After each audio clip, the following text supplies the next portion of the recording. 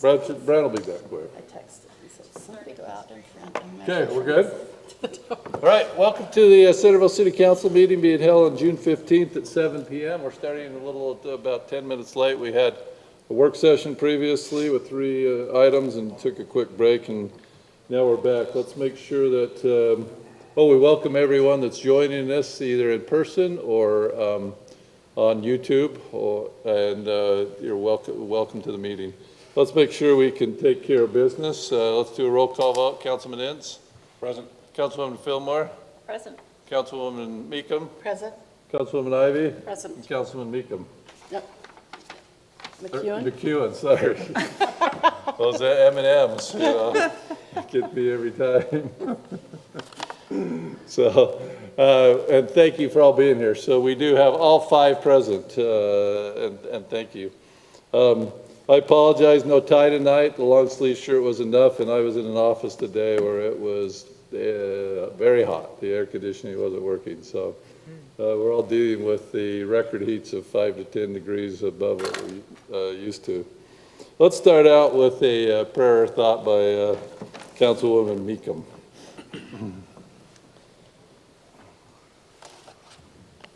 Our kind Heavenly Father, we are so grateful to meet together as leaders of a great community. We're thankful for the community that we get to serve and the amazing residents we have. We're thankful for our first responders that work so hard to keep us safe. We ask you please to bless and be with us this night, that as we make decisions on behalf of these citizens, that they will be decisions that will be best for them.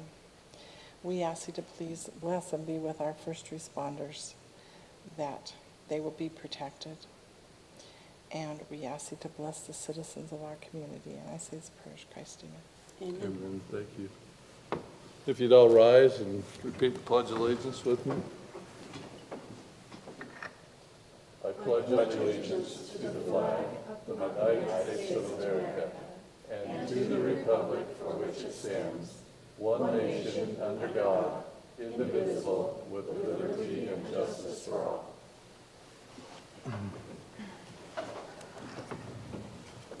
Thank you. Now we're at the open session. This is a time where anybody is welcome to come to the microphones and discuss anything that's on their mind. We do have a couple of public hearing items related to the final budget and the zoning code amendment, which if you're going to speak on that, you can wait till those public hearings. But anybody's welcome to come up, state your name, where you're from, and keep it to a couple of minutes. We also have a call-in up on the screen for those that may be joining online to call in. I'll give it 30 to 45 seconds for the time to catch up for those that may participate calling in. So it's now open for that hearing.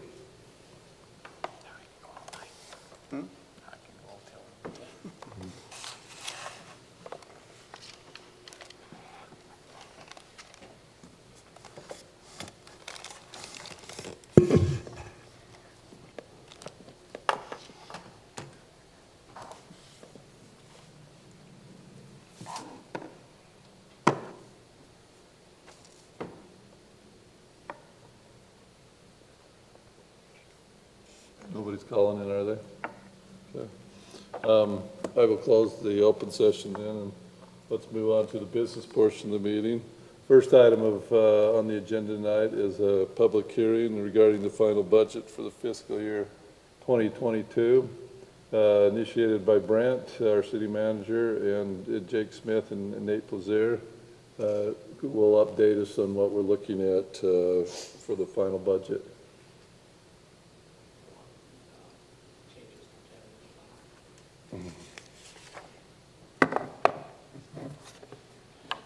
Okay, I prepared a spreadsheet in summary fashion of the changes that have happened to the budget from the tentative until the final, and we have some more polished numbers that we'll talk about here in a moment.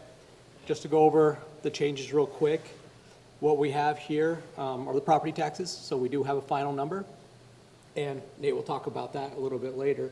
And we already know about city court, that we'll be able to use some ARP funds to recover some lost revenue there.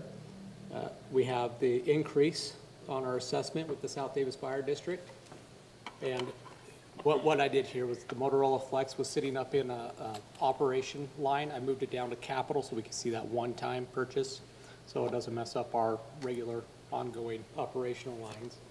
And then the vehicles was decreased because we had the money, the funds to purchase a vehicle this year, right now, and we took that off of next year's. So that's where you see that. And then we talked about the issue with parks, with hiring, how we had to increase wages in order to get anybody to even apply. So this represents that increase in how much we'll need to pay in wages for the temporary and part-time wages within the parks. Now, one other change, at your request, if you want to open up the final budget for me, Jennifer, thank you. If you want to go to page 18, type in 18 when it comes up. And this is the city council and mayor's budget. Last time there was a request about some funding for the police patrol overtime. And so if you scroll down a little bit, we have it itemized. Here, you'll see the police patrol overtime. So there's an amount there in talking with the chief and some of the officers, 30,000 there for that additional overtime. So those are the main changes that I thought we have. did 50. We only did 30 and said we would give more if they needed it. So we did 30, but with the passage of the truth of the property taxes or other funds, and other funds could be diverted to this. But as of right now, we had 40,000 the contingency, so we set it at 30 for now, but with the anticipation of it being 50. This is more of a pilot or trial to see where we are, Sure, I with the do anticipation understand. it may go to 50. And that was out of council contingency, 30 out of 40,000? Correct. And then Nate, we'll talk a little bit more about the property tax. Yeah, so as Jacob mentioned, we did get our final property tax numbers. So our final revenue would come out to be just shy of a $213,000 increase. And that comes out to be a 14.59%, and the 0.59 is due to rounding. So yeah, we are proposing that we adopt the proposed tax rate.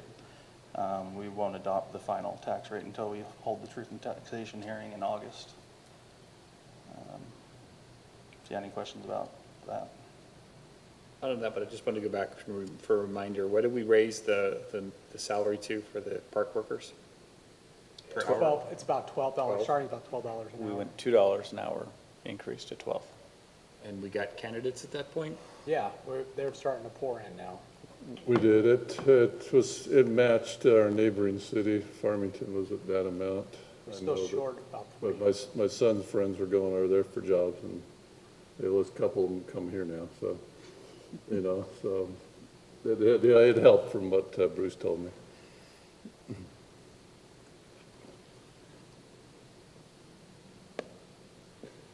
Nate, to clarify me on the property taxes, you said the final number it was what, 230? 213. 213? 212,955 is the exact. Okay, thanks. Did want to go back, Jake, and just make sure I parsed your words correctly, because you said the council and the mayor's budget. There aren't two separate budgets, right? No, it's one budget. It's the city council and mayor's budget. Okay. Yep. So- You remember a couple years ago, we did have the mayor's budget under the administration budget. Under And we moved- executive. Under executive, right. And we moved that into the city council and mayor And budget. and really, I mean, it could be called the legislative budget, mayor and council budget. There's Like the other things we officials could call budget. it. Yeah, it really could. I mean, I look at websites in Davis County cities, all six or something, sometimes the councils in some cities, and others it's the council and the mayor, and others it's legislative, and yeah, so, Different charters setting us up. yeah. Any other questions for him? Are you going to be able to get the vehicle? I know you've got the funds for it, but is there actually a vehicle available to procure and get? Yeah, and see? F-150 for police. Yep, it's coming. They've got the contract on it. They got the contract. If they didn't order it now, it was an 18-month wait. Yeah, I So was that's going up to say, us. there's a lot of groups that are ordering, committing funds and finding out they're not going to be able to get it to hit inside the fiscal period. And hopefully it doesn't get stuck on a train somewhere. Like our Ford Explorer. Yeah, like a Ford Explorer. Okay. Okay. Okay? Thank you, Council Mayor. So this is a public hearing matter. This is what was just presented by Jake and Nate. So this is a public hearing on final budget fiscal year 2022.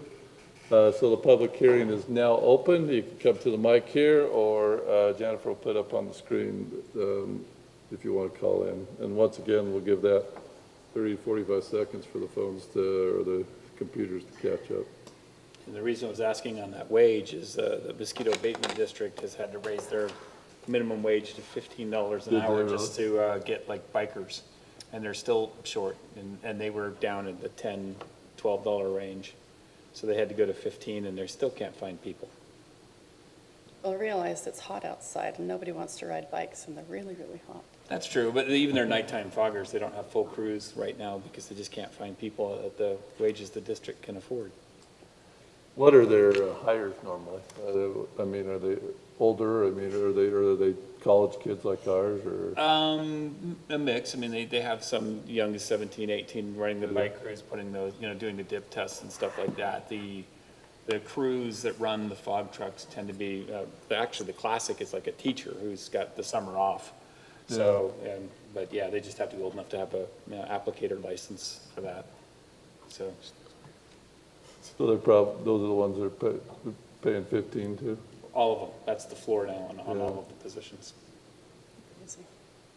That was a subtle plug. If anyone knows anyone who would like to drive a fogger truck, I'd like more dead mosquitoes. But first, we'd like them to apply for a Parks and Rec position, and then, But if we're only offering 12 and they're going 15, You notice George got that in there. subtle. That was at the end of the meeting, you're supposed to say that. But ours. he'll plug it 2 or 3 Ours, minutes. they can work during the day and have a social life at night. Exactly. It ate up the time where we waited for the public. That's right. We waited for the public now. Nothing online? Nobody's come to the mic, so we'll close the public hearing on for the final budget fiscal year 2022, and we will entertain if there's any further questions or discussion on it. I would motion that we approve resolution 2021-19, setting the real and personal property tax rate. Shall we first do 2021-18? Oh, I guess it doesn't matter. Zero. That's the, okay. Second. So we have a motion and a second on 2021-19. Okay, this is setting the property tax rate. Any further discussion? We don't have any say in it, right? Huh? We're just saying, yep, the county sent us the number. That's true. Councilman Ince. Aye. Councilwoman Fillmore. Aye. Councilwoman Meekum. Aye. Councilwoman Ivy. Aye. And Councilman McEwen. Aye. That motion passes 5-0. So next thing we're going to, we have adopt the fiscal year 2022 tentative operational budget. This is resolution 2021-18. So moved. So we have a motion to, we have a second. Second. We have a second. Further discussion? Councilman Ince. Aye. Councilwoman Fillmore. Aye. Councilwoman Meekum. Aye. Councilwoman Ivy. Aye. And Councilman McEwen. Aye. That motion also passes 5-0. What else is on the schedule? Oh, we have item D, scheduled date and time for public hearing on final budget with truth and taxation for August 17, 2021 at 7 p.m. What do we have to formally do on that, Ed, Lisa? Just make a motion to formally set the date and time of the public hearing. Okay, Make a motion that we formally set the date and time of the public hearing on the final budget with truth and taxation for August 17th at 2021 at 7 p.m. at the City Council chambers. Second. we have a second. Do I have to do a roll call on that one? Okay. Councilman Ince. Aye. Councilwoman Fillmore. Aye. Councilwoman Meekum. Aye. Councilwoman Ivy. Aye. And Councilman McEwen. Aye. That motion passes 5-0. I think we've covered everything in item number 1. Good, so we're good. Okay. Let's go to item number 2. This is a public hearing on zoning code amendments, park strip hardscaping. Lisa, is there more you want to talk about on this? Was this, Mayor and council, just want to introduce this zoning code amendments. As you know, the council recently adopted municipal code amendments allowing hardscaping in the park strips. And so this is just a cleanup ordinance to make sure that we make similar changes in the zoning code. So this is just basically referring to everything that the council has already adopted in Title 11. This did go to the Planning Commission on June 9th, and they recommended approval by the city council. They were happy to see this ordinance, I think, and so they're recommending approval, and it does require a public hearing, but staff's also recommending approval. okay. Any questions for Lisa before I open the public hearing? Okay, let's go to the public hearing. This is a public hearing on zoning code amendments regarding the park strip hardscaping.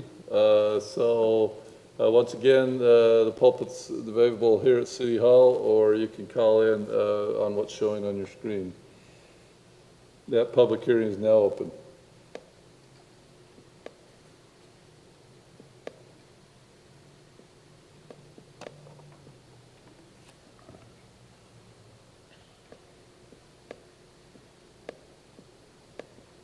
Any discussion on wages anywhere else? While we're waiting, Talk about the chairs. well, on this, I would just say, this is fantastic, and what are we going to do now on the education, communication front, right? I was actually going to say, when we get down to like the discussion on water restrictions, I think a badge of honor this year is a dead park strip in preparation for your hardscaping. Yeah, I mean, it's really a matter of starting to get the word out, right? Yeah. And if we want to do anything additional besides just get the word out, always to be considered. The Planning Commission did recommend and suggest a newsletter article, so I forwarded that information on. Is it really hardscaping? I thought hardscaping is water doesn't penetrate. So even though you got rock and decorative stuff, water penetrates. It's not really hardscaping, is it? It's harder than grass. Everything's relative, harder than grasscaping. But if it's permeable, it's not hardscape. I'm with you. Am I missing something?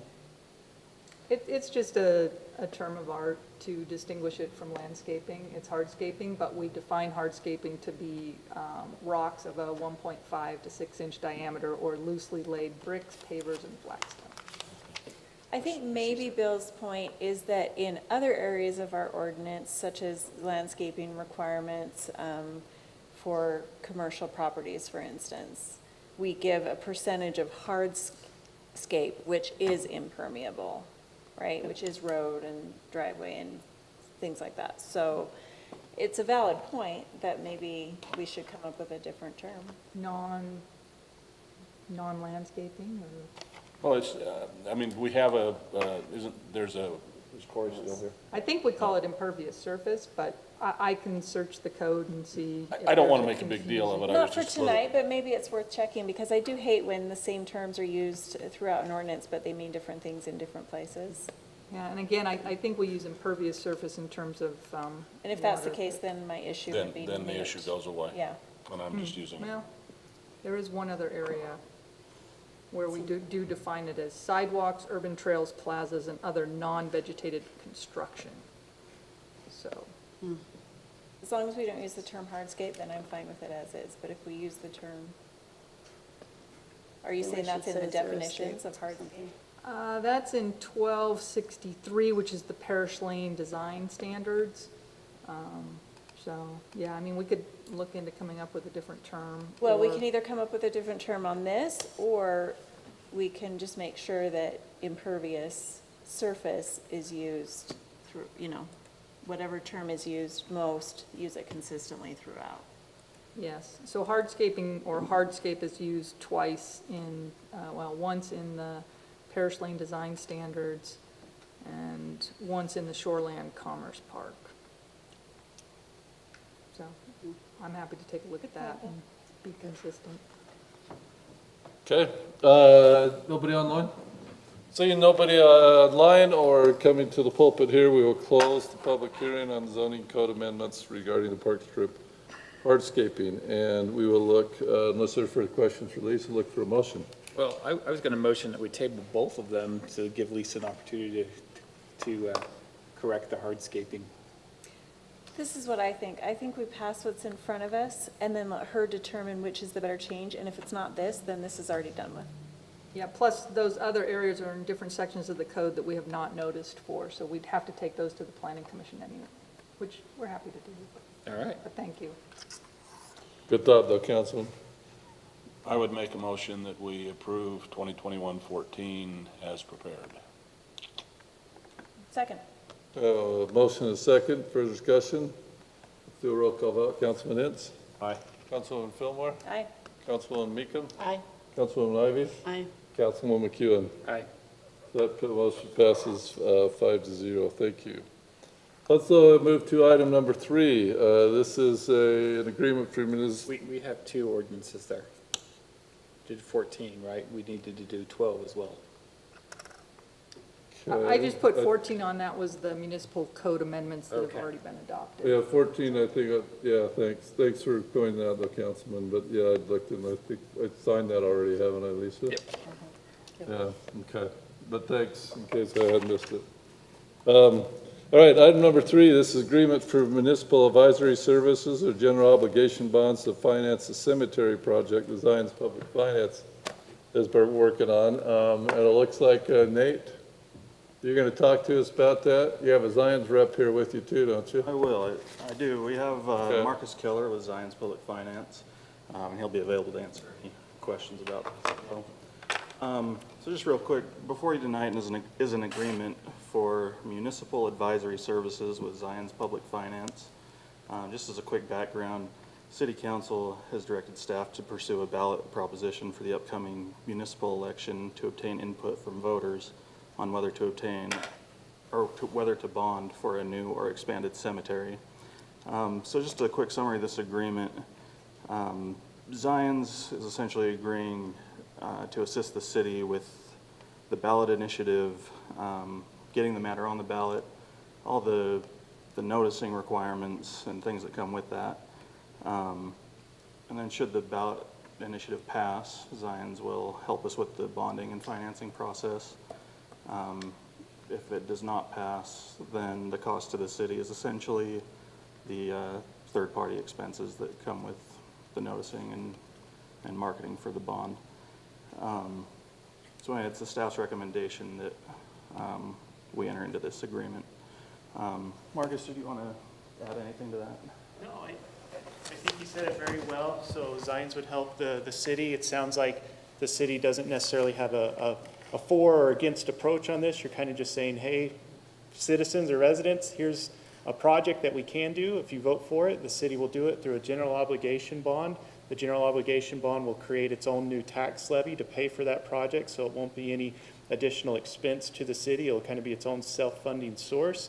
If the residents vote against it, then the initiative dies and we go home, and if the city wants to do it again next year, we'll be happy to help in. But we wouldn't charge for this service. I've talked to Bran about that. So typically, we will charge if there's kind of a heightened level of service. So we do this with a lot of school districts because this is their main source of financing. So we do a lot of meetings and a lot of different events so the school district can pitch to the public why they're bonding, why they need it. In this case, I think it's going to be relatively a little bit more cut and dry. The city's saying we can do a cemetery. If you vote for it, we'll do it. If we don't, then we won't do it. And so that's kind of the message. And so there's not a ton of marketing that goes into it.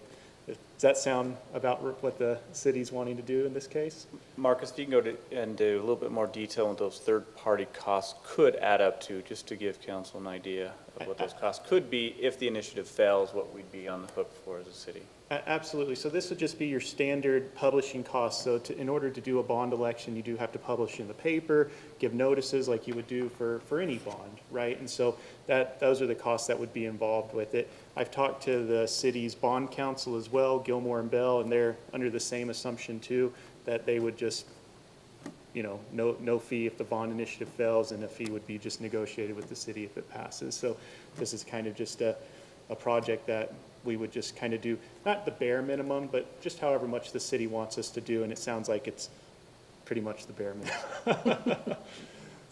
So, Conversely to that, if it does pass, can Yeah. you give an estimate on the fees? Correct. Costs that we could be looking for if it That's a passes? great question. So I believe, I do have a copy of our agreement here, and so as far as this bond goes, if it does pass here, a market transaction, which is probably what we'd be leaning towards, we said we'd just charge a flat fee, $15,000, which comes out to about $2 a bond, roughly. This would be including us helping the city to go obtain a rating with one of the major 3 rating agencies. It would be helping us to either procure or go through the competitive sale process to make sure you're getting the best interest rates that are available at the time of sale, but also structuring the bonds so to make sure that we're getting the best rates, because that's going to be the impact that the resident would feel on their home values as their taxes would increase to pay for that. And I do have some numbers, some preliminary numbers, if you care to know what roughly a $7 million GO would be on a taxable value, but I don't want to go into anything you don't want me to. Well, I'll back up and say where we get 7 million from. I did have a conversation with Kevin Campbell and just had a really, again, we're really in rough numbers. Our initial thought was 5 million, but again, it could be plus or minus. Having a conversation with Kevin Campbell, he believes cemetery could be $1 million an acre, plus or minus, depending on construction costs. So we've determined the number to be 7 million to give us a little bit of a cushion, because you can always bond for less, but you can't bond for more. So we do need that cushion. I didn't want that number to be so high, like at 10 million, that our residents say, heck, no, I'm out. And so we wanted to be somewhat reasonable. We think 7 million is that reasonable number. But that number could be shifted by this council, any direction that you so choose. I thought we had to provide the financial impact as part of the bond question. And Marcus has done that work, and that's what they'll also help us as we get this on the ballot. That will be part of that conversation. But he's done some preliminary work at this point to share that with us. Exactly. So whatever number we go to the public with, whether it's 6, 7, 8, 9, or even 10 in this case, we have to show what the full effect of that amount would be. We can't say, well, the city's only going to issue this amount. You know, we'll say, hey, if we're asking for 10 million, we'll show you 10 million of what's going to be. So it's a very conservative approach to make sure there's no kind of bait and switch. So in this case, if we go to the public for $7 million, a general obligation bond, we'd assume we'd just do this as simple and plain as we can, as far as, you know, a very level amortization, 20 years, callable in 10 years. So what we're showing is the impact on a $400,000 primary residence, so they would get some benefit versus a secondary or a business, is we're showing $76.26 annually. So that would come out to $6.36 of a monthly increase on, they'd probably go onto their mortgage statement, so that's how much it would be adjusted by in the tax. On a business, it'd be about $138.66 or $11.55 monthly. So not a very big impact. I'm sure the school district wish they had something along those lines, but. Councilmember Fillmore's point, not to disregard what was stated, is that revenue is generated when we sell these plots, but that's a policy decision on how we go about doing that. But the bonding is still critical because we've got to build the infrastructure, and we need that 7 million. So that bonding back could be less, but keep in mind, we will have operating and maintenance costs for that new cemetery those revenues could be generating. But if we have a very similar policy to what we have now, time of need, and to only 2 spaces, it's going to take a long time to sell at the cemetery. But if we open up the floodgates and we sell all of our spaces in a matter of 5 years and we collect all that revenue, great, but now we're out of cemetery space once again. So, I mean, those are the extremes. We really need to figure out a policy that's in between. Do we want that to be part of the discussion at all? I think the question first should be asked, are you willing to bond for it? I think the bond still needs to be the same, and we need to know if the residents, because that's the worst case. Because let's say the revenues we're not generating enough revenue, and we're going to still need that $76, is that what it was? Yeah, about 76.26 on a $400,000. Then but if it passes, then we start figuring out those policy decisions and what that looks like, because we now need to go find the land, and there's a whole bunch of work that would have to go after that, if it passes. But if it fails, then we don't need to go through that effort. And is the 76, does that amortize the bonds, or is that just the interest on the bonds?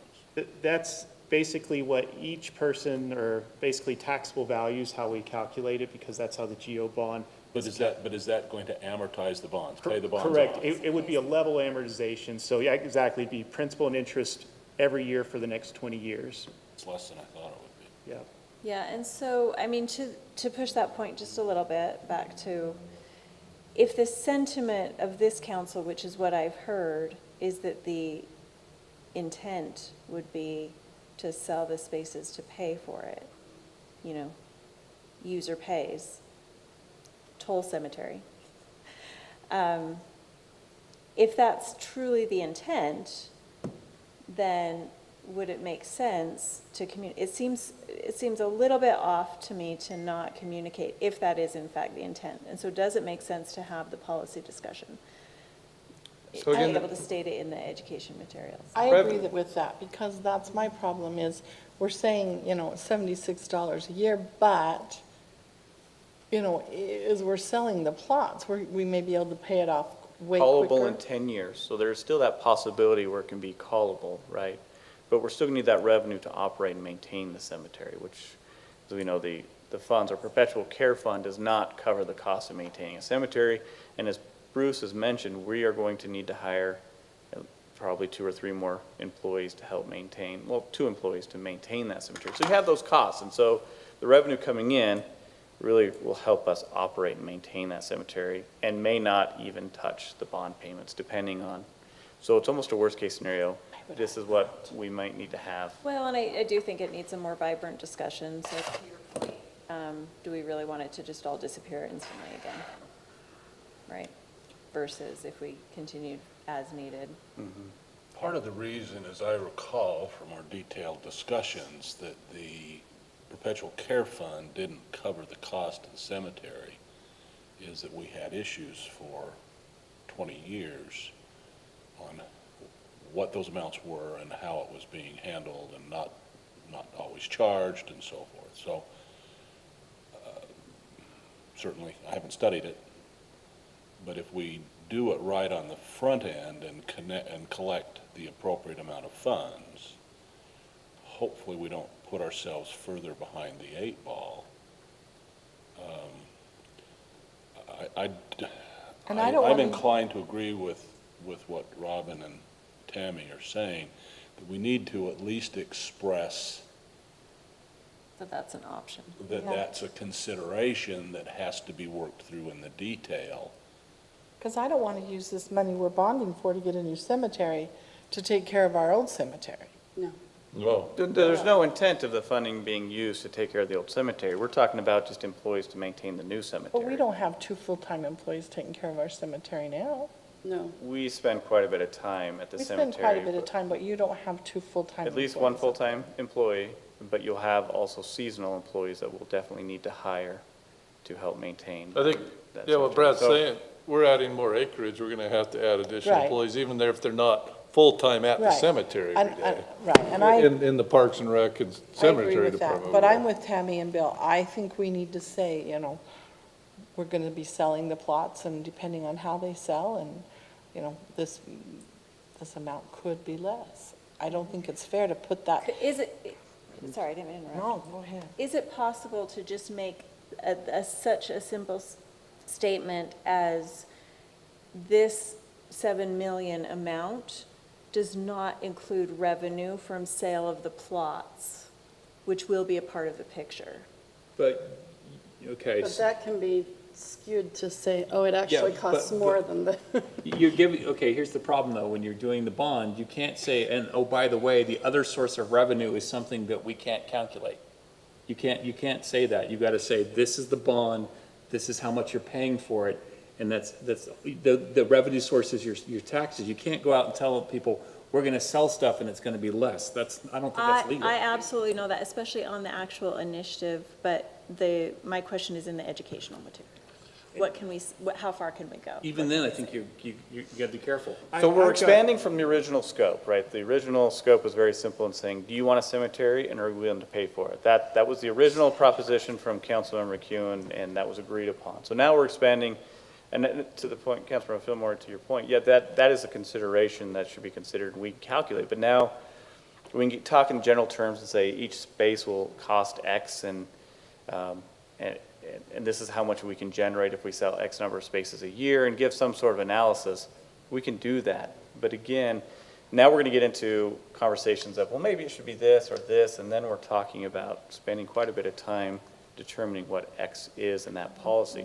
To Councilmember Reynolds, your point of the perpetual care fund, every city struggles with the perpetual care fund. You don't want to charge so much because we have spaces that have been here decades, and there's no way we collected enough in 1930 that's paying for it today. It is subsidized by the city, property How about taxes, and that's how it is.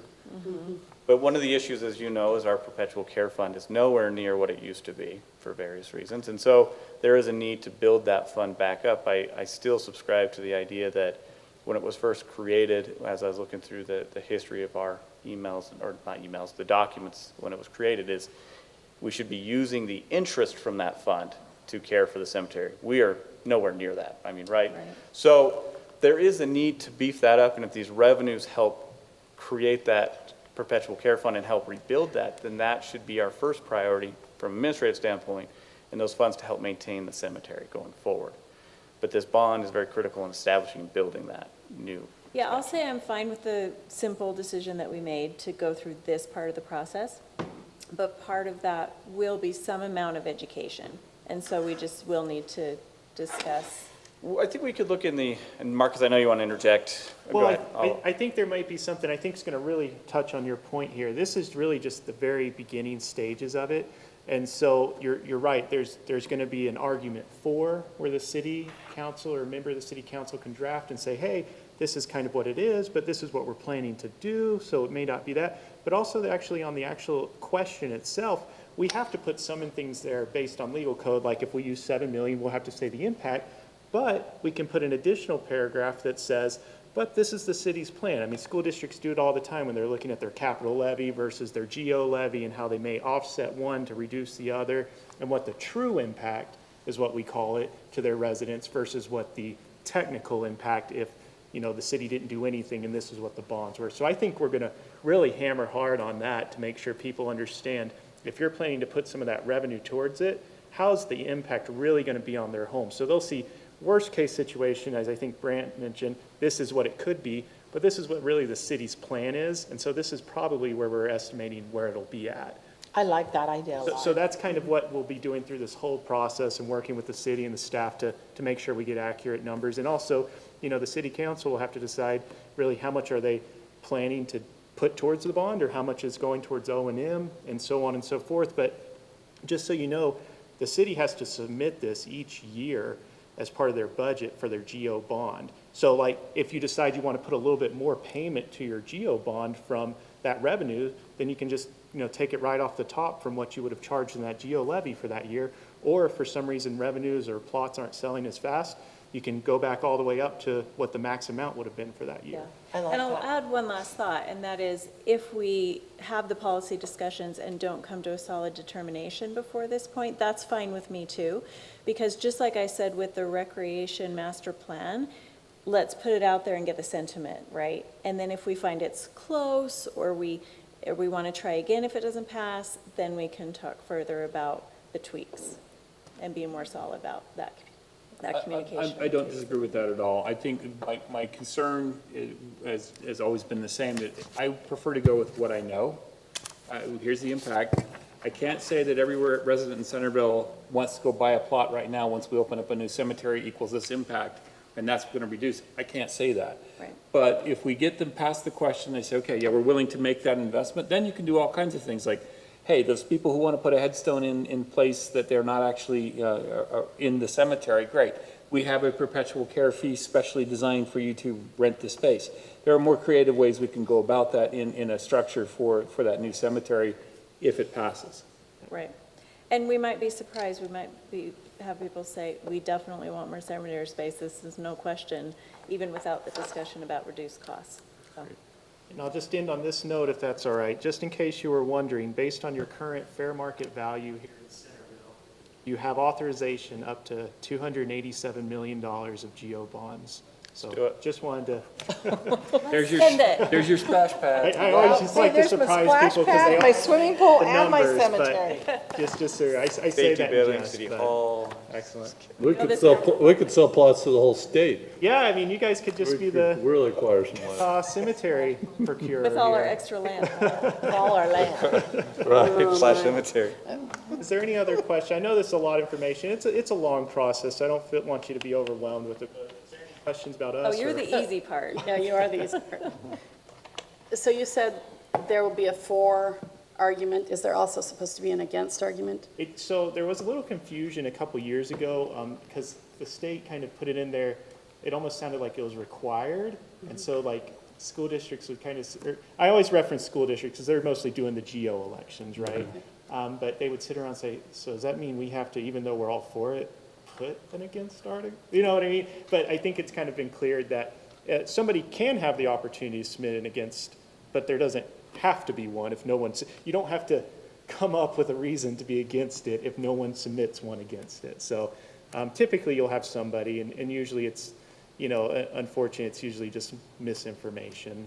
It's a lot of time we've seen. But again, you'll get a chance to rebuke. I mean, you'll be able to, both parties, if there is an against, will be able to reply to your for, and you'll be able to reply to their against. And So what do we do, advertise that if you're against, do we put an advertisement out and see if someone comes forward? Is that essentially what happens? correct, it's just part of the public notice requirements. So you give, everybody has the same opportunity, both in the for and against. Nothing special happens. They just goes out in the paper and it's But if noticed somebody that you comes can out do it. against with false information, are we obligated to put that out there? If it's definitely false? If it's, if it's Or do we very designate one of false, us? then we'll turn to Lisa, and she will be able to work with bond counsel to determine whether this is blatantly false information. So if they say the city's asking for $70 million and this is crazy, when maybe they just misread it, then we can usually reach out to that person and say, hey, it's really 7 million, your thing's materially false, would you like to change that? And if they dig in their heels and say no, then there's a discussion, usually it doesn't get to that point, usually they'll pull it and say, oh, sorry, I thought it was 7 million, or there's a material thing, but most of the time we don't do it, because even though it may be on the borderline, we give them the benefit of the doubt, unless it's just some kind of just blatant misinformation that we can point to, so. And there is a rebuttal, so that's. And there is a that's what the rebuttal law- too, so you can address that and as part of your rebuttal and say, this is wrong, this is wrong, this is wrong. So I don't think the way you guys are doing it and for the project you're doing it, I'm not sure if there's a lot of contention in the city. It doesn't seem to be as contentious, but it's one of those ones, I think this is gonna be probably the more just, hey, this is a project, if you want it, you can pay for it, this is our plan to support it. And, you know, if we get a majority vote, so it has to be over 50% vote in favor of it, then we'll move forward as a city council with this project. If not, then we obviously can't and won't bond for it, but, you know, maybe we'll discuss and get your feedback and go again for election at another year, so. Now, Grant, can I ask you a question? Sure. On Kevin's 1 million an acre, what's included in that? Is that irrigation put in Acquisition and acquisition and and development grass of and it. the whole works? Then that's Good to know. probably So- spot on. I mean, you're looking at, you know, if it's a location that requires a lot of fill dirt brought in, those are variables, so there's could be a lot of variables to that, and that's why there's that buffer as well to account for that. And of course, property values could even go higher by the time there's a lot we could be dealing with. Well, I would motion that we approve the agreement for municipal advisory services between Centerville City and Zions Public Finance. If I could just, I know Lisa had sent me some comments, and we're gonna add those in there. Is there any way you could make the motion with? Subject to red lines provided by the city attorney. Perfect. Second. Motion and a second, for discussion. Councilman Ince, Aye. Councilwoman Fillmore, Aye. Councilwoman Meekum, Aye. Councilwoman Ivy, Aye. and Councilman McEwen. Aye. That, motion passes 5-0. Thank you. Thanks, everybody. Thanks, Marcus. Look Thanks, forward to Nathan. working with everyone. And thanks, Lisa. And bond counsel as well. Okay, let's go to item number 4. This is Planning Commission bylaws. And Mackenzie, I kept looking, why is she here tonight? It hit me just as we The went reason through I'm this. here tonight. We thought you were just loving the meeting, so. That's right. I'm Tell us about the Planning Commission bylaws. Okay, thank you, Mayor and council members. So, The Planning Commission recently reviewed their bylaws, which is just how they operate during meetings, their procedures, and the last version was approved in 2006, and they have not been following it rigidly, and so they wanted to update their bylaws to more accurately reflect what happens in Planning Commission meetings. And in Centerville Zoning Code 1220-050, the Planning Commission may adopt such policies and procedures, but those policies and procedures need to be reviewed and approved by the City Council. So the attachments is a resolution to approve if you so choose, and then those drafted bylaws, which are very similar to previous, some rearranging. They struck a few things to make it easier for online meetings to happen, just to more accurately reflect the tone of meetings today. So I have a question. There are no red lines on what we got, so I kind of would want to know what the changes were. Oh, that's a good point. I mean, I can bring those back to you if you would like, the original copy. The original copy we had in 2006, it was unclear if it was ever actually approved by the City Council, so we don't have any resolution that had passed it. So this is potentially the very first one that's been reviewed by the City Council. And I think in that situation, it's really reasonable to just kind of view it as starting fresh. I would prefer to see the changes, but I don't know how everybody else feels. I agree with you. I don't feel I that did. strong about it, primarily planning commission. I would object, I'm just saying I don't feel strong about it. I just think it causes extra work for everyone, and what they've told us is they weren't really living by them anyway. We're not even sure they were actually adopted. And so now they're going through that process and have gone through that process of writing down what they do abide by. I'm kind of in an I don't feel strongly category, because when I read it, there wasn't anything jumped out at me that was a gotcha, like there was something special put in there. I just read straight through with nothing really jumping out, so Just being maybe I missed something. Procedurally appropriate. to Procedurally, write I didn't these see down. anything particularly. I had one question that jumped out to me, which was that it doesn't define the quorum size, but Lisa pointed me to the ordinance where it does, and this is just shortened So up. is this giving them any powers that they don't? I mean, I know there was a time No. when we talked about giving them more powers. Right, so this does not grant them any more powers. Anything that was already in the ordinance was taken out of the bylaws so that if you have a question that's answered by the ordinance, you refer to the ordinance.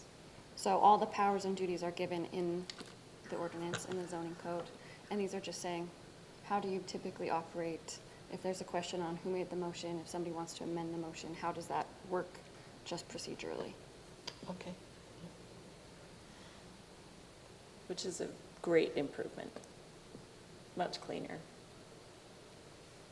So we have a motion? I'll move that we adopt the updated Planning Commission bylaws through Resolution 2021-26. Second. We have a motion and a second to a roll call vote. Councilman Ince? Aye. Councilwoman Fillmore? Aye. Councilwoman Meekum? Aye. Councilwoman Ivy? Aye. And Councilman McEwen? Aye. That motion passes 5-0. Thanks, Mackenzie, for Thank you doing very that. much.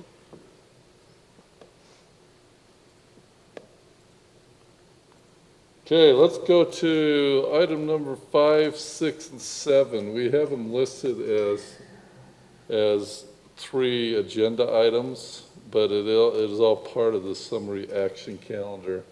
So we could, when we vote on it, take a motion on all 5. Is there any questions on any of those, though, before we do that? It sounds like Councilwoman Ivy might. I was a little horrified at the price tag for the maintenance of the rubber at the parks. And I wondered if Bruce or someone could address what we expect to have as the ongoing, is it biannual? This is That's not going to be after this? It's not a biannual, this is. Well, this is to fix it, but ongoing, there's a biannual In our, expectation. this is the big one, you know, that we have to do every few years, and I can't remember how long, what's the last time we actually? 13 years. 13 years. So, The biannual cost is pretty minimal, and that's what we already fund now, and we pay that biannual cost for our rubberized, this horrible rubber as we do now. It's been done up to this point? Biannually, yes. On the regular maintenance schedule? Wow. Not regular, and that's what we need to get to avoid this huge cost in the future. Okay. So the one thing I would have loved to have seen in this quote was the per square foot price, because I know the parks, but I don't know how much area are we actually fixing in this quote. That's a great I question. mean, 85,000 is a lot of fixing rubber. Well, the original bid was 62,000, and that's what we had brought to you and mentioned in a previous council meeting that we were going to try and get in this budget year. The price went up substantially because of construction costs, and of course, this is rubber, right? So it's dependent on Petroleum, yeah. petroleum. So the price did go up substantially more than we anticipated.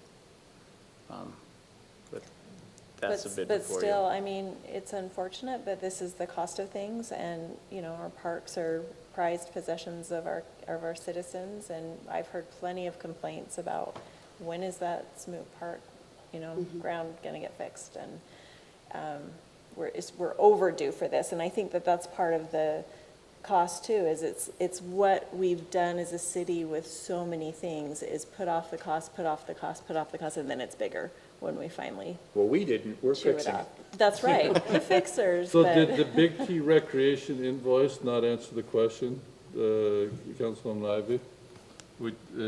It has a breakdown by amount by each park. Oh, you mean Councilman McEwen? It does, but it doesn't tell me what Doesn't say that the doesn't tell me what the square square foot Square price footage is is. per park, because part of the argument of That's maintenance true. over time is, well, what's my annual maintenance per square foot versus doing these once, so I don't know how to equate apples to apples on future arguments on maintenance, because I don't have a unit that makes sense to me. Yeah. It's one. I'm just kidding. Yeah, one park. One park. Yeah, that's fine, no. But no, it's- I yeah, understand what you're yeah, saying. it's not where I will say I'm not interested in pursuing this at this price, because if I hesitate, this quote goes away and it doubles again. But on future quotations, especially on maintenance, I'd like to understand it in a unit of measure that makes sense, so that if I'm walking in a park, I go, that's $3,000 right there, and I can actually do the math in my head when I see the damage. Oh, that's great. We could send that to you. I think that's not an unreasonable ask. Just two items just to keep in mind with this is Irma's recommendation needs to be replaced immediately. This is part of our safety inspection, and so this is Irma saying you have liability here unless you get it repaired. And two, Big T Recreation does have a state contract, so no need to RFP or go out to bid. They already have a very competitive bid to begin with, so. Does the heat wave that we're having impact the way it's done? Because Good saying, question. oh, we're going to try to get it in by July 1, that's lovely, but it's really hot right now. Well, we're encumbering the costs now to get it scheduled, so. Okay. I can't answer the technical The way I read it things. was that they were the company that had the availability, and so they were going to Correct. jump in and do it. And I thought, what if the temperature and the product are mutually exclusive? So, Can't answer that technical question, but If it's that hot, we got another problem. we got another problem. well, we may. Yeah. Does that answer your question sufficiently? Yeah, as much as can be answered without the people here who knows the answers, yeah. Yeah, I mean, again, I'll just say that as being a member of the Parks Committee and having these conversations for years, this is long overdue, which does make it cost more. Well, if there aren't any other questions, I was going to make a motion. Is everybody okay with that? So I would move to approve all three summary action items. You need me to list them out Well, separately? The third one's The the third one is the financial report, finance right? report, So- which shouldn't be a summary action. You called it a summary action, but you actually want to go over it?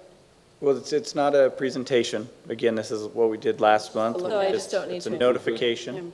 The two summary action items is the correction then? No, I think you can do this. Well, one of those summary action items is over $50,000. I don't know.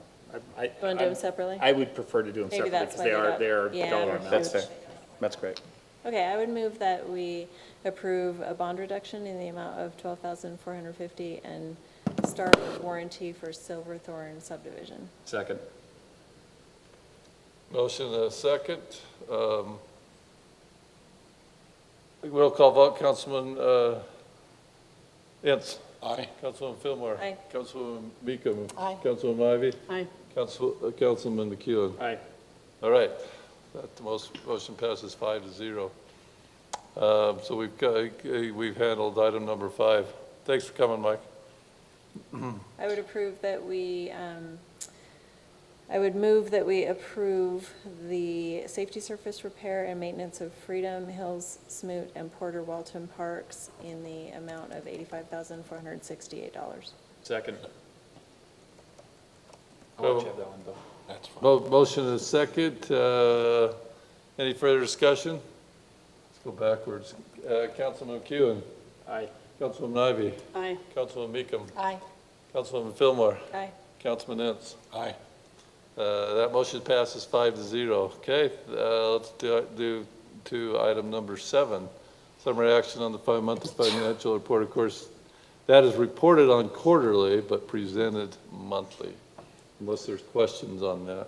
Yeah, there was. I'm trying to find the page where we had a call out for Okay. the Fire Brick Road on the call outs. I was just curious. It's a new thing. Fire Brick Road Right. is? We've created some fire bricks from Okay, bamboo. yeah. I did not catch that. Is it painted yellow as well? Yeah. So when we do the next one, if you could change the call out to Fire Break, that would be awesome.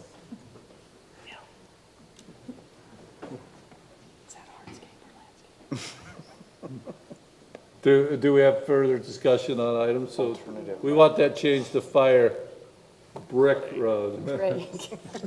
Fire Break, sorry. Now I'm confused. Messing with the new guy. The yellow Fire Brick Road, yeah. Fire Break Road, okay? Thanks for pointing that out, Councilman. Anything else on the financials that anybody wants to discuss? Okay, if not, we got a motion to approve the monthly financial report. So moved. Second? Motion is second, Councilman Ince, Aye. Councilwoman Fillmore, Aye. Councilman Meekum, Aye. Councilwoman Ivy, Aye. Councilman McEwen. Aye. All right, that passes 5-0. The next item on the agenda, this is just approval of one session of minutes. This is approval of the June 1st, 2021 minutes of City Council. Anybody have any comments on those for change? If not, I'd entertain a motion. Motion to accept the minutes as recorded. Second. We have a motion and a second. All in favor, aye? Aye. Aye. Opposed? Appears to be unanimous. I think we did. What? Did we approve the rubber surface? Did I miss something? Yes, we did. We went in reverse order. That's all We reverse rendered- order. yep. Okay, thank you. Yeah, we did. We all have those moments. We're good? I was, I've had two of those tonight. No, I'm not good. Just waiting for Robin to tell me if I'm done or not. I'll slow down then. Because sometimes I've gone too fast and I've missed something, Brad. So, you're forgiven. Thank you.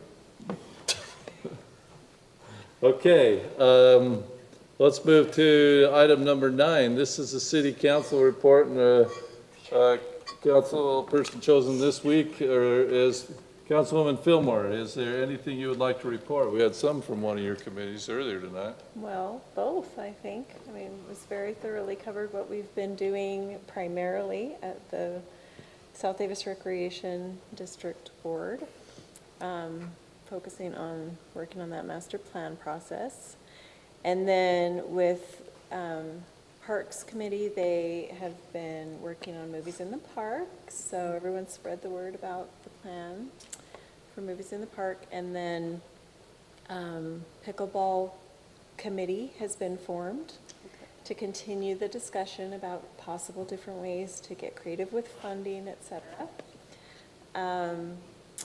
And, you know, I'll just say, just repeat what I said earlier, and that is the important role of the Parks Committee in continuing to work and formulate I mean, they did an official master plan just last year, maybe it's been a couple of years, time flies, but that priority list, I think that's a really important job of the Parks Committee to bring that to you. So they will continue to work on that. And I think, I'll disagree a little bit with Bruce, just in that I do think it's important for the Parks Committee to stay informed about the possible sources of funding. Because if they're working, I mean, we should take advantage of their willingness to do so much of this legwork, right? And so, for instance, if there's a pickleball committee and we're trying to figure out ways to raise extra funds, we would need to know what's available to match or things like that, right? So just a really open relationship as far as keeping them informed in that way, I think is appropriate, so. And they're a great committee. Appreciate their work. They do a great job. I mean, think about the money that they brought in for us, right? It's huge. Yeah, So that was a lot of time spent, a lot of volunteer time spent. yeah. Thank you for that report. Any questions for Councilwoman Fillmore? Thank you. Okay, item number 10, this is the mayor's report. I'm going to spend most of my time on an attachment that I gave to you. So, as you know, last meeting I brought to you a adoption that all 15 of the mayors signed throughout the county to make a commitment within our city-owned properties to conserve and preserve water. So it hit me over the weekend after I was reading a lot about, and part of this was text Councilman had sent as well too. And then I was reading about the governor's 2 hours or 2 times a week on watering, realizing that in many areas of our state, they don't have the benefit of irrigation water. So that then really becomes critical. And I started looking at our 2 sources of water that we have, irrigation water and, of course, fresh water. And I did talk on Monday with our water department, and if Mike hadn't left, I could have him speak too, but of our 6 reservoirs, the aquifers are filling, our freshwater source is staying full. We're looking good there, but still it was expressed to me that what if we run out of irrigation water and all of a sudden these 2 or 3 or 4 taps that people have on their homes, they start hooking hoses to and using fresh water to water their lawns, okay? Before I sent this to add as an attachment, and I just threw out some ideas here for you. I was just brainstorming, and I wanted your help as well too. If we were going to do this, I wanted it to come as a unified body that is rather than just coming directly from me. You know, more power in numbers. And so I decided after watching many news reports that I'd take a drive a Sunday afternoon. I drove up to Pineview. And Pineview is one of 7 of the systems on the Weber Basin water. Most of those systems I've grown up in my life, Echo, Rockport, Pineview, water skiing on. I'm very familiar, and I won't say how old I am, but as many years as I've been water skiing, what those lakes hold in them. And when I saw on Sunday afternoon where Pineview was at, it was at the lows of when I'm doing my last water skiing trip at the end of the year, near the end of September. I mean, I could not believe how low that was. It's June 15th, it should have been full, okay? I also read up on Pineview, and I guess they have some agreement with professional farmers and that type of thing, that they have to provide so much water. So Pineview being one of the sources, by August 1st, they cut it off to other people. Now, I don't know all their other projects. I know I talked to somebody today that says Rockport is just as bad as well, too. So we start with Weber Basin water, with the irrigation water is what I put. Just some ideas that I threw out there. of adopting the state recommendation of only watering twice a week, follow the rules of watering time set by Weaver Water and Dual Creek. Manually run your sprinklers instead of leaving them on a timer. This means water is not going to come on if it's just rained for a couple of days. Air blow or sweep your porches rather than rinsing them off. Get over having every spot on your lawn green. At times like this, oh, that was just commentary. I'm glad we don't have a golf course in our city, even though I love golfing. That was the humorous aspect. So those are some ideas I threw out that, and wanted to throw out to see if you'd like those ideas. Obviously, if you want to add some ideas, if you would like something like that coming out from us as a legislative body to our residents. So, discussion, thoughts? Well, as I mentioned earlier, I'm happy to advocate that people let their park strips die this year, just because there's just so much wasted water entering the storm drain system. I was driving down Main Street, 5:30 in the evening, and I saw sprinklers hitting an electrical box, bouncing off that and going straight in, and maybe a small puddle on the park strip. So I think people need to go take a look at the aiming on all their sprinklers, and if they're not willing to let their park strip die, they need to be paying attention to it. Between that and then if you've got, the kid mowing your lawn for $15, they're taking out your sprinklers, you need to go and check that they're not geysering into the streets. Because if you're out late at night or early in the morning walking, you'll see the geysers, and maybe as a community, we need to get a little bit more aggressive about knocking on the door and saying, hey, you're blowing water into the street. Because I'm one of those who, if I'm indoors, it's all on a timer system. I'm not going to go check when my water's going off. But if somebody left me a note that said, hey, by the way, you're blowing stuff in the street, I'd deal with it. So it's kind of self-policing, but we need people to pay more attention to that. We're wasting a ton of water in those areas. Thank you, Councilman. Any other thoughts? I agree.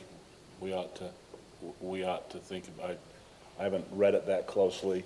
I'm not sure how we communicate it. Unfortunately, it's a lot of great ideas, but it's probably longer than most people are going to read. And I'm not sure what the best way is to get it out, but I think we should be doing something based on the text mail I sent everyone. And I have been over to talk to the manager at Dick's, but we have not connected yet. I'll try again tomorrow. I think that the way to be most effective in this education campaign is to have it be positive and invite involvement. So I would want us to take the approach of something like a coloring contest of kids drawing up their flyer ideas, something like that. And then posting, having it be like on the different entries flashing on the cover of the website. Having a Rip the Strip contest in the city and give prizes for like the best finished result of ripping the strip. So not only at the education of visuals, this is what it can do, this is how much water it saves, this is why it's a good idea, but we want to celebrate it. So rather than a list of lectures and things that they hear all the time, make it a fun part of what we're doing as a city. And like we're banding together on this great mission. And then is there a way we can at all try to quantitatively measure, how much we save? And if there is, make it like a constant posting, like, oh, we got this percentage of reduction, and everybody's doing so amazing, great job. Well, we've got the meter data that's coming in for some residents now. For some residents. Right, Yeah. not But we all. don't have anything to compare it to, because we didn't have it last year. We don't, but what we do have is that they do have an estimated watering great. amount and the acreage that you're trying to water, and they are giving you your rating on what, based on what you have, and maybe we even talk to the district and say, okay, under drought conditions, can you crank that down a little bit more so that people understand? I don't think they can, because you pay for so many feet of. No, I'm talking about not the water, but the percentage. Be more aggressive on the percentage. Like, for example, I don't water my park strip at all. it shows that I'm only at 80% of my water usage. And that translates directly to, when I look at it, like, yep, that's exactly the amount of frontage that I'm not watering. So if they would look at that number and say, okay, really, we need you to be at 70 or 60% to be in the gold star category versus the 80%, then you're not manipulating the amount of water, you're just manipulating the data display so that, you know, the happy face doesn't show up at 80%, it shows up at 70 or 60. So that would be something that the district would have to do. We can't control that, but I would suggest it to them for sure. I like Tammy's ideas of being real positive about it.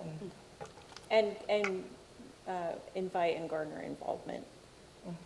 Make it a team effort. Yeah, I think.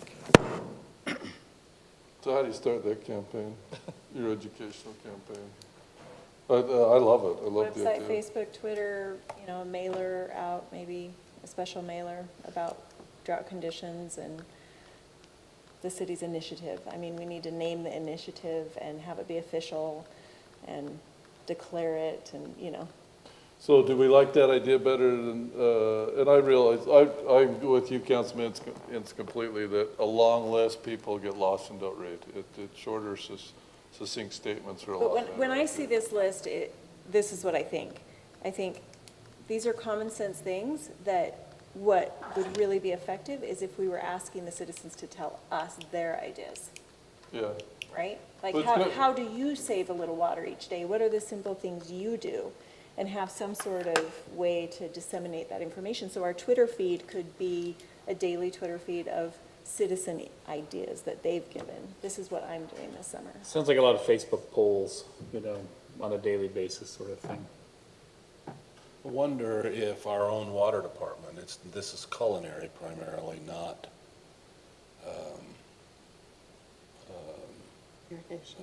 irrigation. But I wonder if the water department could provide us with some statistics.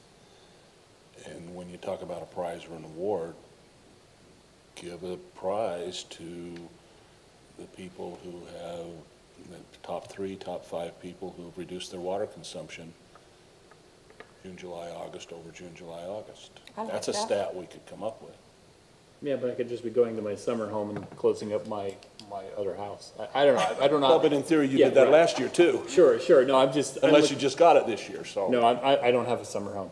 I'm looking at it, I think that's great. I'd love to see any kind of incentive that gets people on board with it. I have heard of other public works departments, and I don't know that we have the bandwidth to do this, that have actually offered like a roaming, like education, where they'll say like, we're in this neighborhood this day, we'll be driving around. If you want us to come walk your sprinklers and talk to you about them and how they're aimed and all that, they'll help them like with that portion. But our water department doesn't do that. I It's understand. the parks what I'm- departments that usually do that. Yeah, so there are, but I don't know if we'd want to offer that as just like a community incentive, because there are probably people in the area who just have never thought about it. You know, it's an automatic system, so they don't really understand what's going on with their own watering. That's not actively offered, but we do have Bruce and Tyler and them are willing to go out. I do have people ask questions, can you help me? And they willingly go out and help. Well, I would take it to more formal at that point. Bandwidth, but yes, I mean. Bandwidth is the problem. I get that, but I mean, we're willing to help, and I'll say it here in the public meeting that if there are questions, we are available. But Well, and I like Tammy's idea as opposed to encouraging problems between neighbors. I don't want this neighbor calling to say, oh, this neighbor just washed their sidewalk. I mean, are we going to send somebody out to patrol that? And yet if we put these out, we know we're going to get some of that. So I'd rather go proactive rather than causing tattle, on your neighbor, and we're going to give you an award for how many neighbors you tattle on. So I really like her proactive, positive And especially approach. involving the kids in a positive way, because this problem isn't going to go away. You know, water supply issues in Utah and the entire West, it's just our future. So, start them young. Well, Train and them up. I think too, we need to consider this as, when we're looking at future developments and stuff, don't think we really thought we were gonna get this way. If we get 2 more years, where are we gonna be? We need to be careful, because we may not have the resources to support And even But if, recognize we're the second driest state in the country. Yeah. And it's hard to imagine that with our mountains but we are a desert, right? Yeah, And- like I said, it's kind of, it just didn't ever really seem real, and I look at that now, and sometimes we've said to developers and stuff, we don't have the infrastructure, but I think this is something, as a council, we need to take into effect as how much growth are we allowing and how much water can we, So then do you stop people from having babies? I mean, but what we can do, No, but but we density, can, but depending on how much, every house you build has okay, at guys, least one toilet. we has can't at control least one- population growth. We could try, I don't recommend it, to close the doors to Centerville and then just make them to go to neighboring communities, or make them go further away, which then actually creates infrastructure costs in the billions because you're having to travel lines further. It doesn't solve the problem. But there are things that we can do that do solve the problem, simple things like changing our ordinances so that our landscaping requirements are different. We can require rip the strip in new PUDs and commercial developments and things like that, so. and we have Weber Water and Dual Creek. We can't control, Weber Water is used by multiple cities, so, and we're not setting their Multiple ordinances. counties. Yeah, multiple counties. We're not setting their ordinances on buildings, so it becomes a team effort with all these multiple Right. counties. So one of the things in the ordinances is you cannot, go back to my hardscape question, you cannot have more than 60% impervious surface. Maybe we ought to look at allowing that number to increase. Are there people who would like to increase it? And what are the ramifications Or of make that? more of it. But it causes problems on the drainage part during the wet years. Right, so the definition issue, but. I hear make what more you're saying, hardscape. but I used maybe.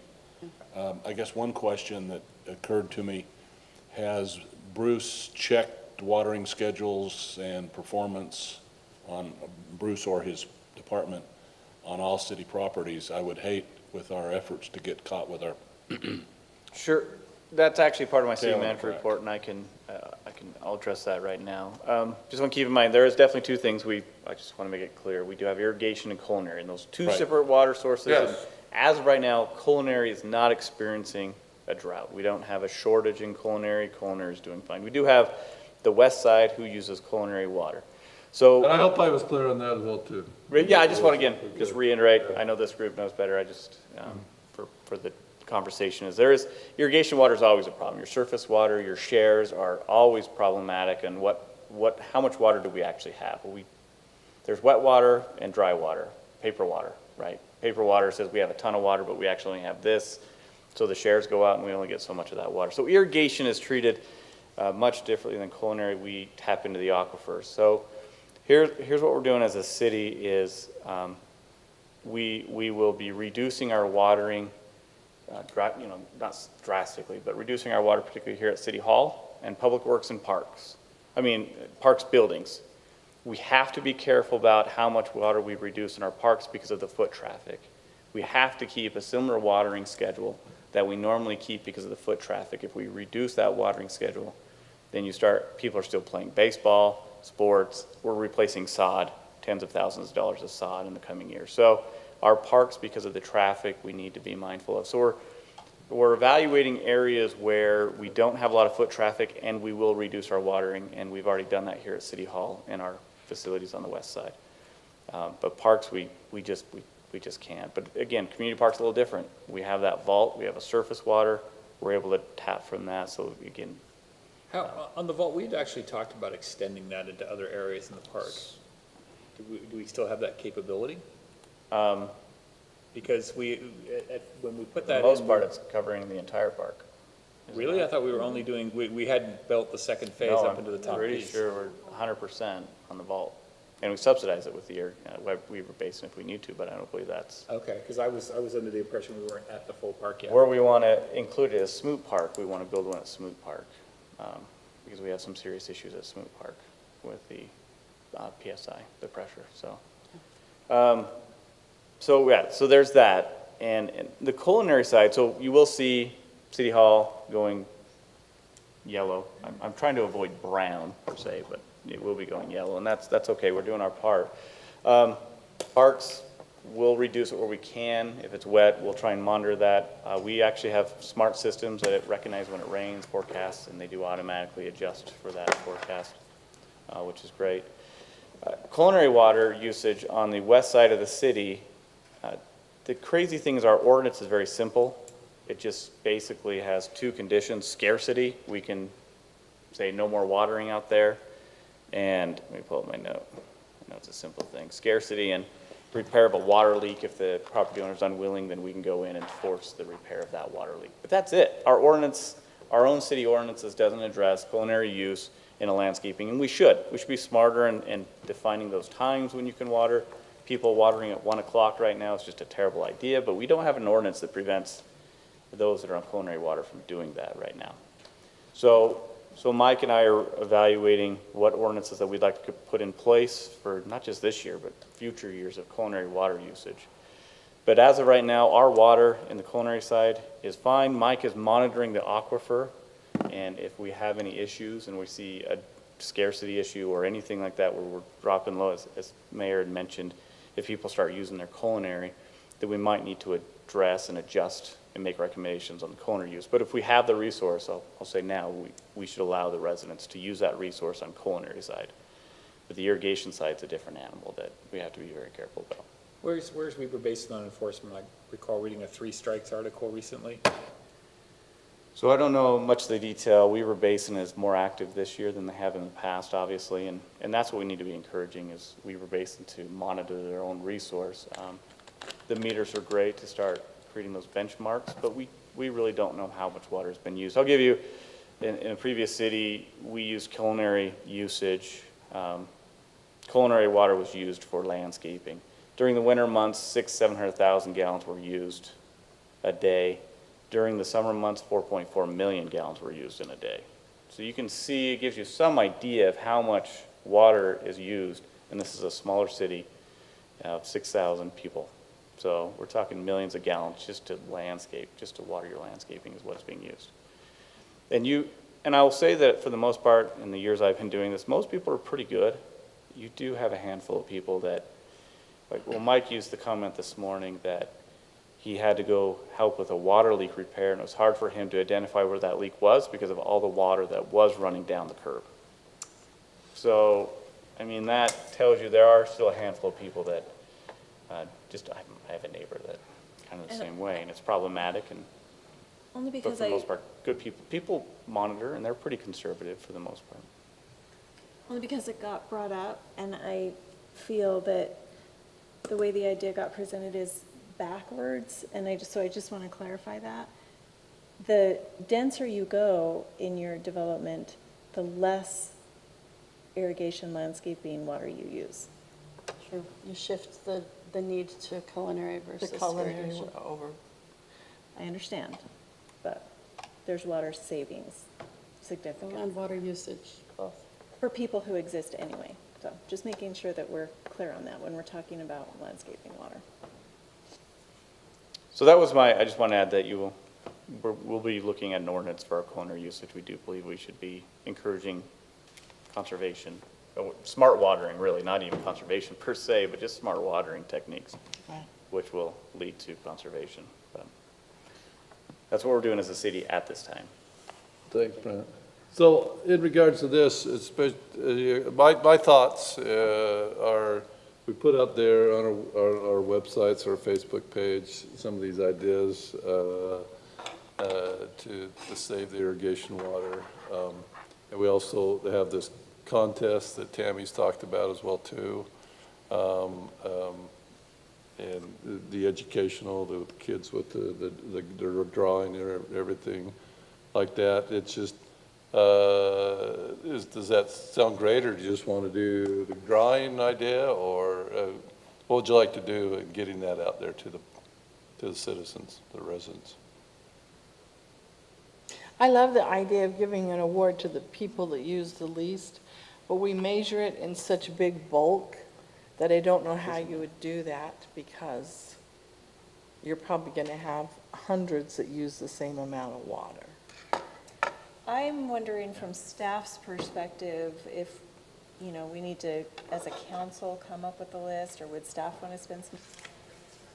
what a city initiative would look like and what some of the different possible programs would be.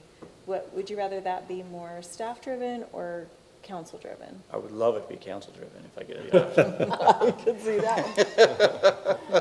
I think council could do a great job by leading It's the charge on probably this, and we're work happy to session. share anything online Then and it's probably social work media. session worthy, right? Yeah. It's a water conservation initiative work session.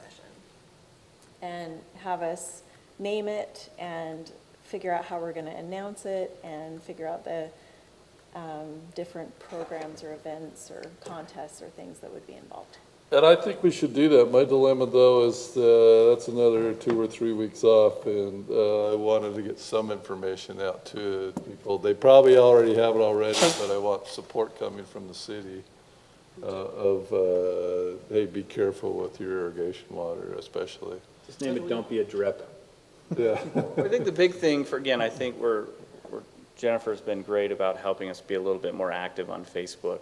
Yeah. Councilmember Inns just shared a flyer from the USU Extension that I think we just keep adding it to our social media and reminding people of all the resources that are available right now, that are out there. I don't know if there's a need for us to necessarily find, I think the list is great, Mayor, but there's a lot of great resources out there that we really can point people to. We've already done a couple of items on social media, right? Yeah, and then like the Rip the Strip, the Weaver Basin operates a Xeriscape garden at their main treatment facility that you can go and tour, and it has different, biomes you can go look at. The And they more have that all we- those available. The So- more we can bring those ideas home, though, right? Like, Yeah, but- onto the website with visuals. They And have all that material, we just need to link to it. yes, we need to link to it.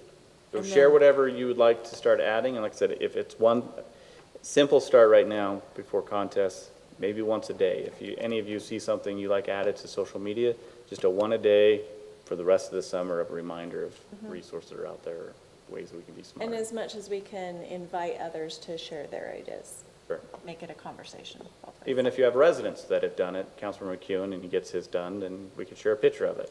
I'm happy to show the strip that will not die, because it's still too Is it green. clover?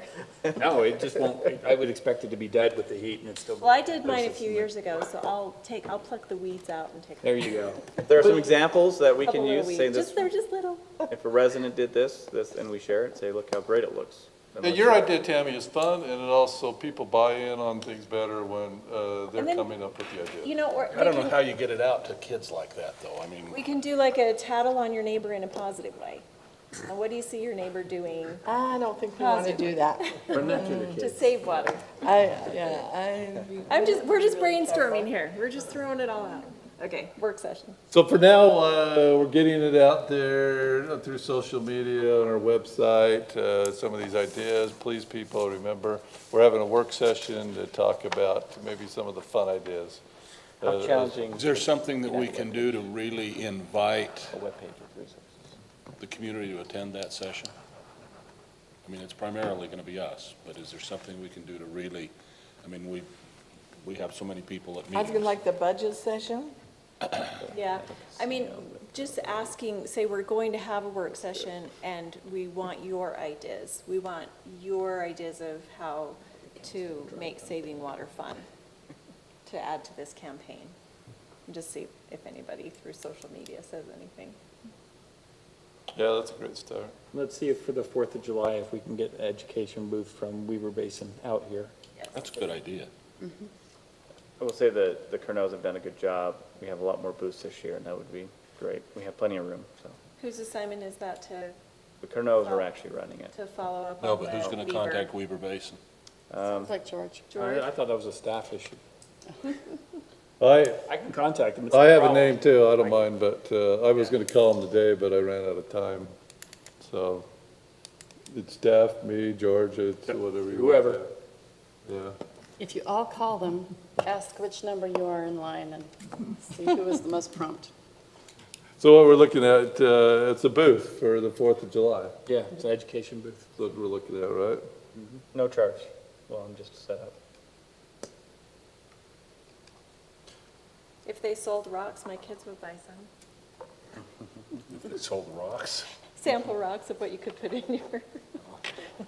I can donate samples. The one thing I wanted to ask them, understanding was, and that's why, but I just ran out of time today, was with these new meters they put in, I know Dual Creeks we have on the south part of town here, with these new meters to put in, they should have the ability, I guess, if it gets really severe, to shut off individually, shouldn't they, people? Yeah, so I'll share where I live. We were notified at the beginning of the year that you're only given so much water, and once you hit that, we're shutting off your water. The great thing is they don't tell you how much water that is. And that's kind of the mode we're in where I live, is that we have no idea, but they have already told us we'll shut off your water once you use your allotment. And that comment about, I'm not worried made about about 3 strikes as we were basing is looking at enforcement. If you are watering in outside the times, they will cite you, and on the 3rd time, they're shutting your water off for the season. Yeah. So I haven't heard of any enforcement in Centerville. Nobody's called me on that, but it is out there that they are actively pursuing citations.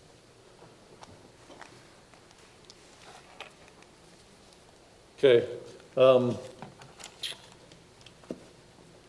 One last thought on that. I talked to a friend yesterday that's a police officer down in Logandale, and that's between St. George and Mesquite. And they went boating on Lake Mead on Saturday, but only one of the 7 ramps were open, and that one was closing down this week. So the water is like Lake Mead is so low now that there's no ramps, according to him, to even get a boat on the lake anymore. And that stems from not just our drought conditions, but the growth we've had. Even if we have record years of water coming back, so much in the western U.S., growth population-wise. I remember as a kid being at Lake Mead, and Utah wasn't using their allotment of water, and Colorado wasn't. Now everybody's using their allotment of water, you know. California was using more than their allotment back then. And so it's just an issue that is conservation, even with record number of years.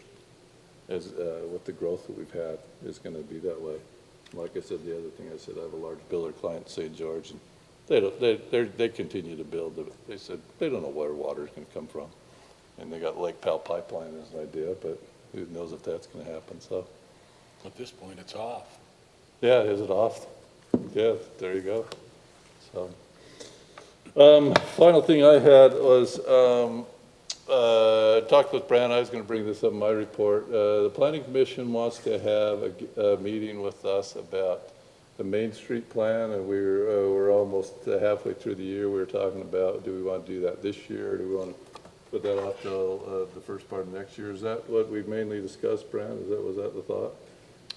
That was, we're in, we have 6 months of, this calendar year. Is there a desire to meet with the Planning Commission has a number of work items already assigned by Corey and the Community Development Department that they are working on.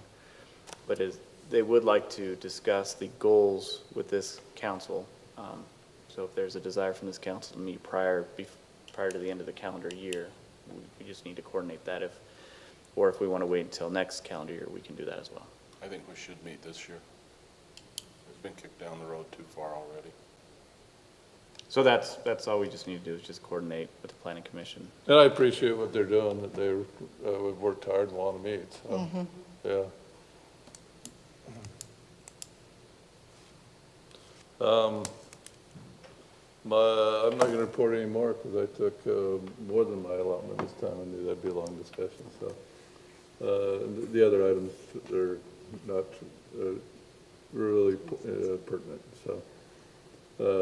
Brant, city manager's report in addition to what you just talked about? Yeah, thanks, Mr. Mayor. I just have 2 items, and just a clarification, I appreciate Lisa correcting me, which is great.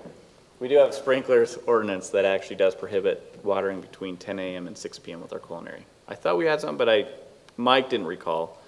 But Mike and I will have a conversation that we should start enforcing that for sure. That would be on the west side. On the west side, use of culinary water for landscaping You've also purposes. got a small section up around my house Yeah. that has There is a couple Probably of spots here in 150 Centerville that homes. use. Yeah, there are a number of areas throughout the city. So just, Mike and I, again, I think there's still an opportunity to improve this ordinance, and we'll be looking for opportunities to improve the ordinance. And maybe even being, again, even more consistent with what Weber Basin's doing, so there's something across the board. I mean, if someone's watering, Weber Basin has their restrictions, and those around your house, Councilmember Ince, they might say, what the heck are they doing? But actually, they have permission to do that because our ordinance is a little bit more flexible than Weber Basin, so. we'll try and be more consistent with Weaver Basin, but not become too restrictive. Not that Weaver Basin is, but we just don't want to be too restrictive at the same time. So, and then the second item I have is a thought that I have, and get your thoughts as a council, of slowly coming off from these hybrid meetings with Zoom. You're seeing there's not a lot of participation from the public via Zoom. We do have employees and/or vendors who participate via Zoom, but I would propose that the first meeting in August, we go in person, but we can pull up Zoom if there's special requests from vendors to participate via Zoom because they're in another state or whatever it might be. Is there any, or we can do it sooner, but that's my proposal. Agree or disagree with that? I talked about it with Brad. I thought it was a great idea, so I'm going to agree. I think that's fine. I'm inclined to agree. Other than letting the vendors know that it's an option, I don't see the benefit in making someone travel a long way when they can just be here via Zoom, be getting other work done while they wait for their turn. You know, it seems. That's what we're saying, that we do have vendors from that we're happy to, and sometimes we're actually on the hook for that travel fee if it's Yeah. part of the I contract. like so- it as an option to them, and if we don't, Seems we wasteful don't to- want to pay for it, if they're coming from California, hey, join us on Zoom. Yeah, so we'll make it available for those, would you like to participate via Zoom, and then Jennifer will set that up so they can participate. But if not, then we won't set up Zoom. Oh, I'd like to up the bar on that. If it's a mandatory action day in Davis County, I don't want them driving here. Exactly. Zoom. I mean, we have considerations like why be wasteful with resources, you know, create part of the problem with problems that are trying to get solved if we have another simple solution. The Sure. rest of us are driving a mile. But again, the difference might be, we just set up Zoom for that section, and then we shut down Zoom. Sure. That's fine, yeah. But yeah, so it's just like having a conference call, but it is a lot of work on Jen. She's not complaining at all, by the way. She's done a great job, I think, with these hybrids, but I can just tell that there's a lot of work that goes into it. Yeah, so I would say triggering criteria is if you are in a mandatory air quality action day in Davis County, we'll call you, or you'll Zoom. Okay, Don't great. don't come in. And otherwise, an invitation to use them if they prefer, Right. I think. Great, we'll proceed. And do we want to start that immediately then? Or do we want to wait till August and ease into it? We're having mandatory action days all the time right now. Let's do it. Okay, As far as I'm concerned, whatever you and staff can put together. we're ready, So if you prepared can to do it support immediately now. And then do it. Again, I think the activity over the last month kind of demonstrates we're not getting phone calls via Zoom, no residents. That's what's critical for me. YouTube's still available, so people can listen in. I don't think Zoom is critical for that participation any longer, unless it's a special request or a desire from us. We haven't had much in the way of comments on Zoom. Do we want to make that optional if someone wants to comment? A resident, I mean. I think for some of the bigger activities like the truth and taxation, we'll definitely want to have that as an option. Not that the gallery is going to get filled, but there may be one or two people who want to use that. Okay. Yeah, I think we should I have think- Zoom for I the. think that's a Public good idea, hearing truth things. and taxation. Yeah, it's really good for that. Okay, that's all I have, Mr. Mayor. Okay, anything else for anybody? I had a question. Tell me about the chairs. These are part of the budget. We actually got a heck of a deal. They're used. And so they were part of the budget, tables and chairs. And so we actually saved quite a bit of money by getting them Do used. they stack or They fold up. collapse? They fold, They the accordion chairs fold together. up, and so they go against the wall. So these aren't the ones for court? They can be used for court. Let's not. Okay. We'll talk later. You can tell. That's part of your city manager's report. I see what you're saying. I see what you're saying. But Okay, motion to adjourn? So moved. Second. All in favor? Aye. Good. Adjourn.